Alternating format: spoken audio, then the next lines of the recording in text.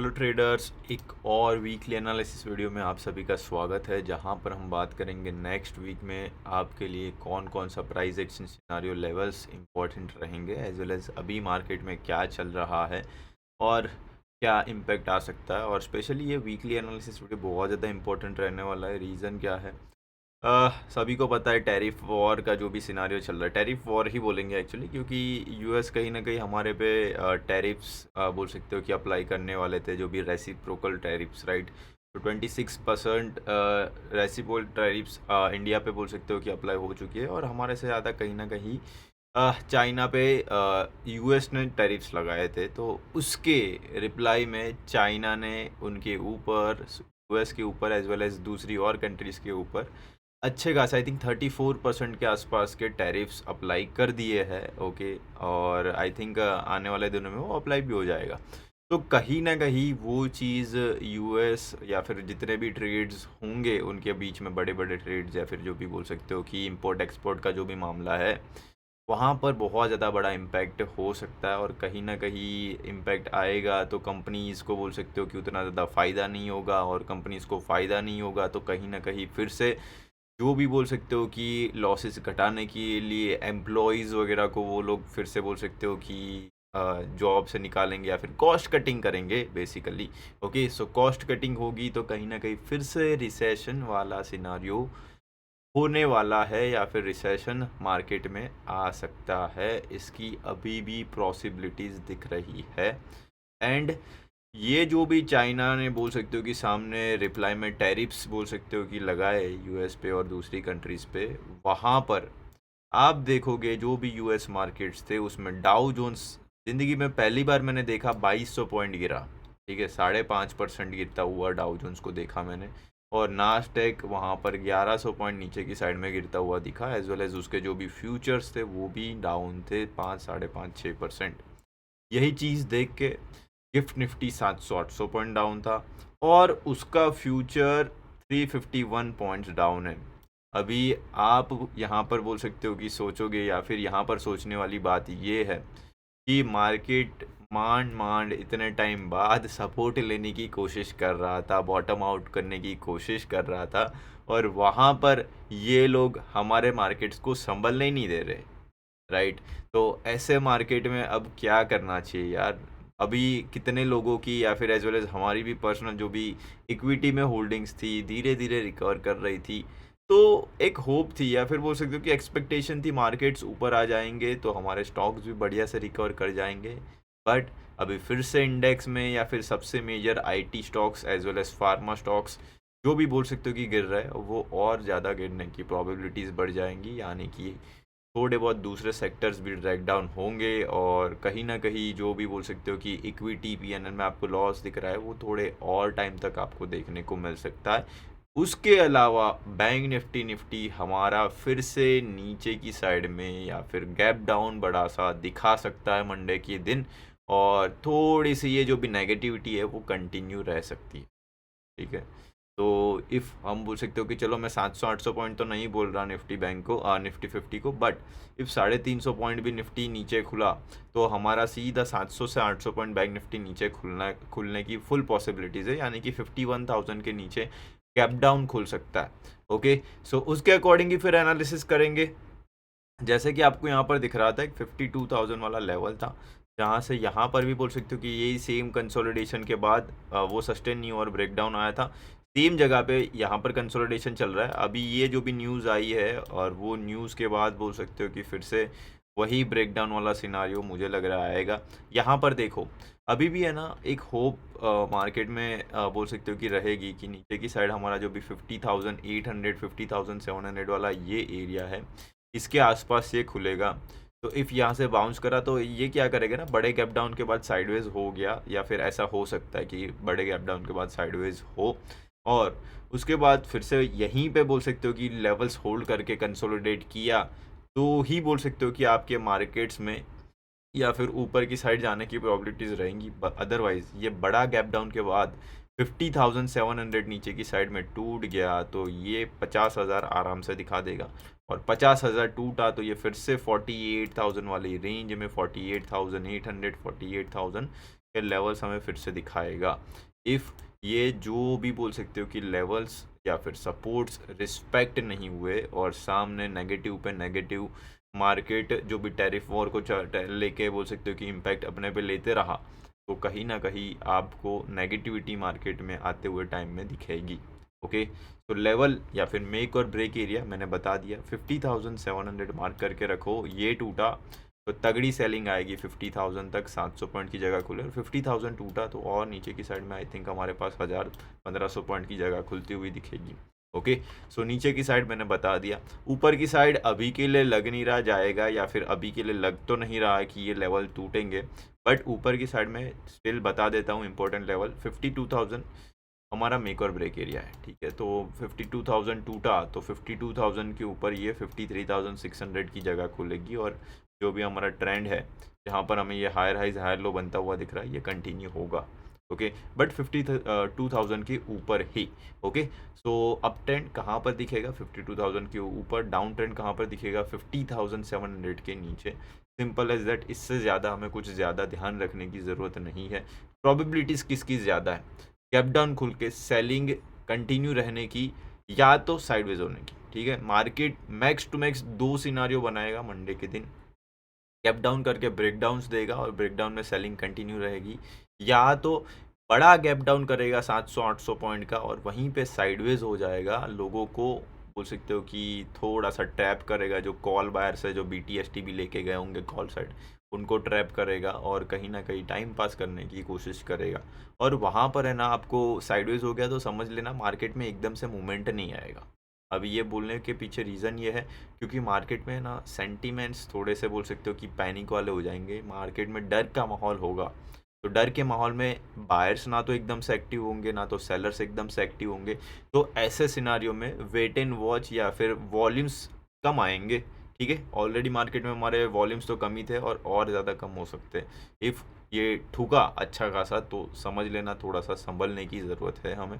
Panic ना करके, trades छूट ना जाए, मिस ना हो जाए, वो सब चीज़ें छोड़ के थोड़ा सा गो विद द फ्लो या फिर पेशेंस से ट्रेड करिएगा, ज़्यादा बेहतर रहेगा। ठीक है, थोड़ी बहुत चीज़ें थी, अभी ये सब चीज़ें एज अ ट्रेडर या फिर एज अ मेंटोर थोड़ा सा समझाना पड़ता है यार, क्योंकि इफ़ ये सब चीज़ें आप ध्यान में नहीं रखोगे तो आपको बहुत ज़्यादा प्रॉब्लम हो सकती है आने वाले टाइम में। ठीक है, तो देखो यहाँ पर एक सबसे पहले इंट्राडे टाइम फ्रेम की बात कर लेते हैं। 15 मिनट्स टाइम फ्रेम मैंने खोला हुआ है, 52,000 मैंने एक रजिस्टेंस एरिया तो आपको बताया ही हुआ है। यहाँ पर सबसे पहले एक एम पैटर्न बना था, एम पैटर्न ऑलमोस्ट बोल सकते हो कि फिल हुआ, और एम पैटर्न के बाद अभी फिर से एक दूसरा टॉप बनने की कोशिश हो रही है। तो यहाँ पर आप ये एम पैटर्न को एक होल एक ही स्विंग कंसिडर करो तो it is a first top and it is a second top, kind of a second top. और कल गैप डाउन खुल गया तो ये सेकेंड टॉप भी बोल सकते हो कि आपका वैलिड हो जाएगा। और 50,700 that is our neckline area, इसी वजह से मैं 50,700 बोल रहा था। तो ये नेकलाइन नीचे की साइड में टूटा तो ये एक नेगेटिव पैटर्न है जो इसको ले जाएगा 50,000 तक। ओके, और यस 50,000 ये नियरेस्ट सपोर्ट एरिया मुझे लग रहा है, क्योंकि ये स्विंग से इसे यहाँ से ही बाइंग आई थी।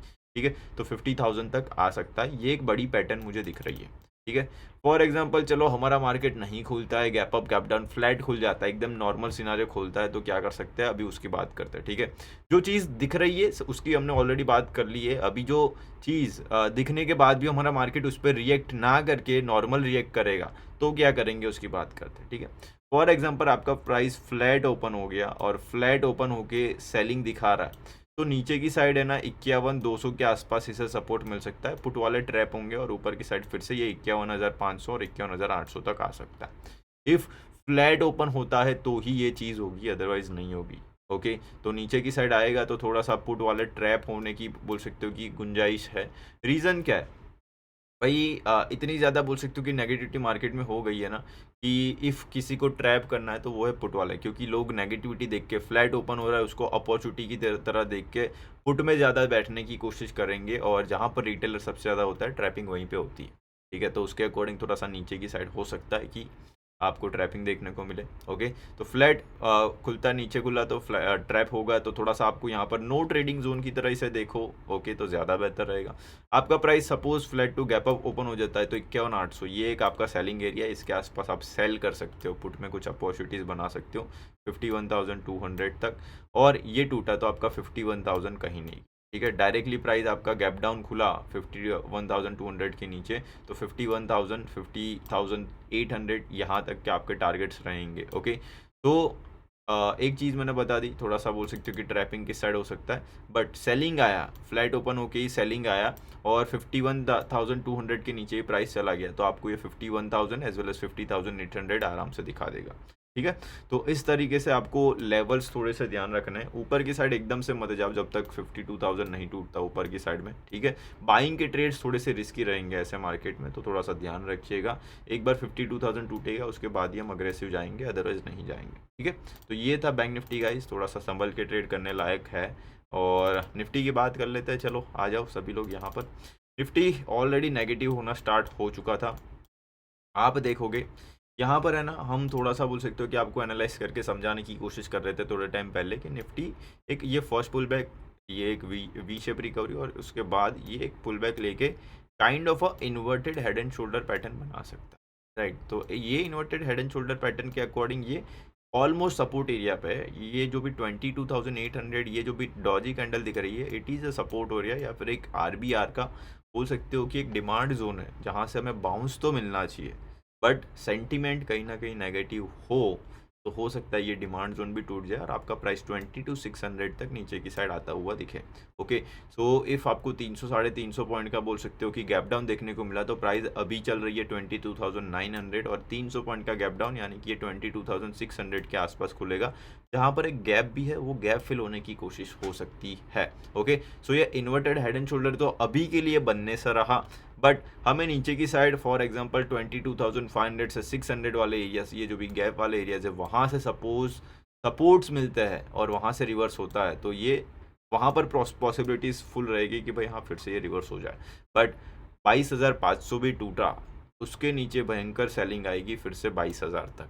ठीक है, तो मेक और ब्रेक, या तो फिर आप बोल सकते हो कि थोड़ा सा ज़्यादा सेलिंग प्रेशर वाला एरिया 22,500 के नीचे। ठीक है, आपको गैप डाउन खुलता हुआ दिखे तो कहाँ पर खुल सकता है वो मैंने बता दिया। ओके, फॉर एग्जांपल आपका प्राइस फ्लैट ओपन हुआ, ठीक है, तो ऊपर की साइड में ना आपका रेजिस्टेंस एरिया 23,000 सबसे पहला तो साइकोलॉजिकल एरिया, और उसके ऊपर 22,230 के आसपास का एरिया ये। ठीक है, तो यहाँ तक या फिर ये जो बड़ी रेड कैंडल दिख रही है ना, उसमें एक साइकोलॉजिकल एरिया और वो रेड कैंडल का हाई, दोनों रजिस्टेंस है आपके लिए। ठीक है, तो वहाँ से आपको रजिस्टेंस मिल सकता है ऊपर की साइड में। अभी के लिए या फिर एज ऑफ नाउ जो सिनारियो देख के बोल सकते हो कि थोड़ा सा सैलून राइज करने का मन कर रहा, या फिर सैलून राइज थोड़ा सा ज़्यादा बेहतर रह सकता है आपके लिए, ऐसा हमें लग रहा। रीज़न क्या है? पहले तो आप थोड़े दिन से देखोगे हम थोड़े सा पुट में ही बैठने की कोशिश कर रहे हैं, बट वही है मार्केट का जो इतना अग्रेसिव सिनारियो चल रहा था उसके वजह से मार्केट में पुट में उतना ज़्यादा मोमेंटम नहीं मिल रहा था, बट लास्ट में कल के दिन में जाके हमें थोड़ा सा सेलिंग देखने को मिली, और अभी जो भी सिनारियो चल रहा है उसके अकॉर्डिंग ये सेलिंग कंटिन्यू रहनी चाहिए, और जो भी हमारा व्यू है वो रिस्पेक्ट होना चाहिए, ऐसा हमें लगता है। ठीक है, तो यहाँ पर इफ़ आपका प्राइस फ्लैट ओपन होता है तो 23,000 आपके लिए नियरेस्ट बोल सकते हो कि सपोज बाउंस मिलता है तो 23,000 से सेल राइज कर सकते हैं हम नीचे की साइड के लिए, या तो गैप अप खुल जाए तो 23,100 या फिर 150 एक रेजिस्टेंस है, फिर बोल सकते हो कि सपोर्ट था वो टूट के अभी रेजिस्टेंस का काम करेगा, यहाँ पर भी हम सेल राइज की अपॉर्चुनिटीज़ फाइंड कर सकते हैं। ओके, सो ऊपर की साइड में मैंने बता दिया 3,200 ऊपर की साइड जब तक नहीं टूटता है तब तक आप बाय ऑन डिप या फिर बोल सकते हो कि थोड़ा सा बाइंग में नहीं जाओगे। क्यों? बिकॉज ये एक नियरेस्ट बोल सकते हो कि लोअर आई या फिर रेजिस्टेंस वाले एरियाज मुझे लग रहा है ये टूटे उसके बाद ही ये ऊपर जाएगा, अदरवाइज तब तक नीचे की साइड ही रह सकता है। ठीक है, नीचे की साइड आपको ऑलरेडी बता दिया है, थोड़ा सा 22,700 नियरेस्ट सपोर्ट एरिया और उसके नीचे 22,500। 22,500 टूटा तो सुपर बियरिश हो जाएगा हमारा मार्केट। ठीक है, तो इस तरीके से आपको थोड़ा सा लेवल्स को ध्यान रखना है। Okay, and go with the flow, जिस साइड की डायरेक्शन हो उस साइड आपको जाना है या फिर वो डायरेक्शन फॉलो करनी है, सिंपल एज दैट। बस वही चीज़ को ज़्यादा ध्यान में रखो, ज़्यादा क्वांटिटी से ट्रेड मत करो और पैनिक ज़्यादा मत करो, पेशेंसली, ठीक है। कोई ट्रेड छूट नहीं जाएगा ना, या फिर कोई ट्रेड छूट भी जाएगा तो भी हमारा घर से कुछ नहीं जा रहा भाई, ठीक है। ट्रेड मिलेगा, ट्रेड अपॉर्चुनिटी फाइंड करेंगे तभी ट्रेड करेंगे। रैली मिस हो जाएगी या फिर मार्केट गिरे ही जाएगा, वो बायसनेस लेके हमें नहीं चलना है। ट्रेडर वो होता है जो न्यूट्रल होकर मार्केट को इक्वली या फिर एकदम बढ़िया तरीके से देखे और अच्छे ट्रेड्स निकाले। बायसनेस थोड़ा सा आपको बोल सकते हो कि वीक बनाती है, मुझे लगता है तब तक तो थोड़ा उस पर ध्यान दीजिए। बाकी दैट्स इट, आई थिंक सभी चीज़ें मैंने यहाँ पर क्लियर कर दी है। तो वीडियो होप आपको अच्छा लगा, तो लाइक शेयर सब्सक्राइब ज़रूर करके जाइएगा। बाकी मिलेंगे नेक्स्ट सेशन में मंडे को, तब तक के लिए bye guys, take care. And yes, Monday बहुत ज़्यादा इंपॉर्टेंट दिन रहने वाला है जहाँ पर लाइव ट्रेडिंग आपको बहुत ज़्यादा हेल्पफुल हो सकता है प्रॉपर गाइडेंस के लिए, कॉन्फिडेंटली ट्रेड करने के लिए। तो यस, डेफिनेटली आप हमारा लाइव ट्रेडिंग ज्वाइन कर सकते हो, डिस्क्रिप्शन में लिंक है, फटाफट से जाके क्लिक करिए, पे करिए एंड हमारे साथ जुड़िए हमारी कम्युनिटी में, ठीक है। तो चलिए मिलते हैं गाइस नेक्स्ट सेशन में, तब तक ले bye, take care and happy weekend.